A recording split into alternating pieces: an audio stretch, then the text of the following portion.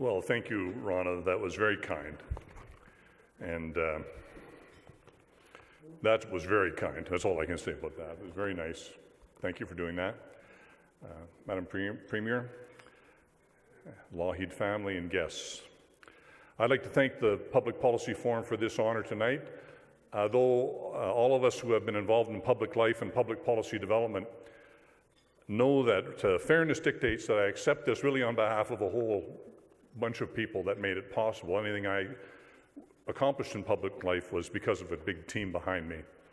So part of this award goes to Preston Manning, who inspired me to get involved in public life and public policy, and part of it to thoughtful and provocative mentors like Rick Anderson and Cliff Friars, who encouraged me and others to think big.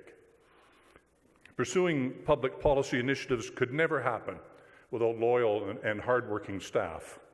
And there's many of them here tonight, I won't name them, but a shout out to them as well. And of course, I was blessed to work with several exceptional deputy ministers and their senior teams who were there to give their best advice. I didn't always listen to them, but I was always well served by them, as is our country. And then, of course, the elected colleagues and friends that slugged it out in the trenches. And from Alberta here especially, I think of Monty Solberg, Jay Hill, Rana, of course, and the late Jim Prentice, a dear friend. They're all key players in implementing sound public policy. And of course, my supportive family made public life not only possible, but were then and still are today an oasis and refuge in a world of turmoil. And thank you, Deb, for helping make my public life and contribution possible. Canada has always been a land of great potential, but in the mid-20th century, a war-weary Canada seriously got down to the business of building a better country.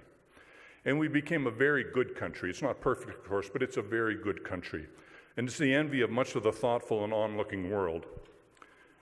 It wasn't primarily Canada's natural wealth or even its citizenry that made us better. It was really a series of public policy initiatives that set us apart. And in those crucial post-war years, we chose a particular fork in the road. We chose democracy, good public policy, and the rule of law. And that has made all the difference.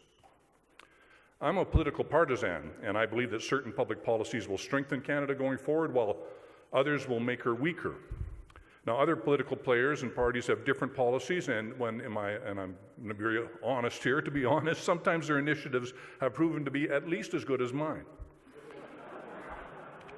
And Canada has thrived despite, or perhaps because of, all kinds of different political leadership: conservative, liberal, NDP, progressives, social credit. We even survived a separatist party when they held sway in Quebec. But always, always, despite our differences on the public policy front, we became a better country because we believed in democracy and we respected the rule of law. Today, Canada stands at another crossroad. The path we've followed is no longer as clear or straightforward to many people as it once was. Undefined social license and political groupthink is replacing the rule of law. And because social license doesn't actually have a definition or any rules, we risk falling back to a time when the person with the biggest stick has the most authority.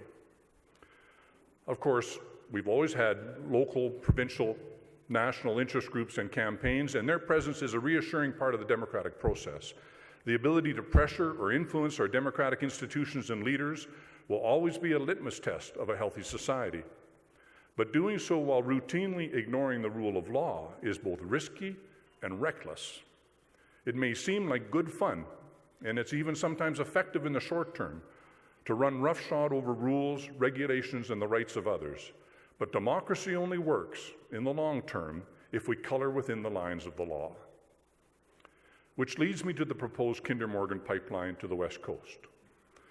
Pipelines, like any infrastructure that travels through multiple jurisdictions, will always be controversial, which is why we have in place the highest standards and the toughest environmental regulations in the world. The approval process is complicated. It takes many years to complete, and it's properly expensive and thorough. But in the end, there are rules that apply to everyone. The rules extend right up into the Constitution of Canada, which unequivocally gives the federal government the right to approve a pipeline in the national interest, which they have done. So the public policy issues we face today may be different, but the fork in the road has once again come before us.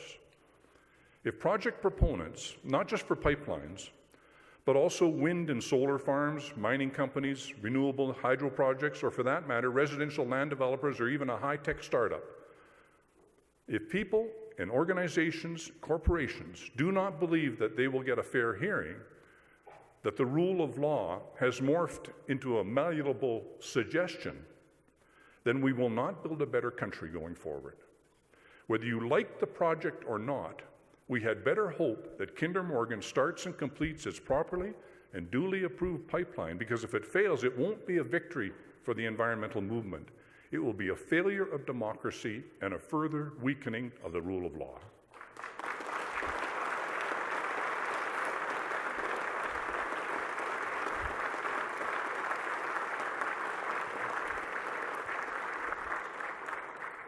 Public policy advocates know that their ideas will not always hold sway. We all know that. C'est la vie.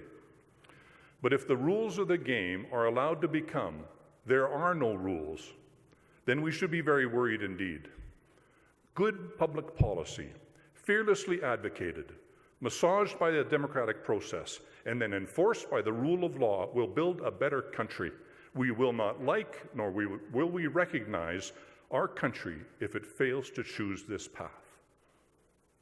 Thank you.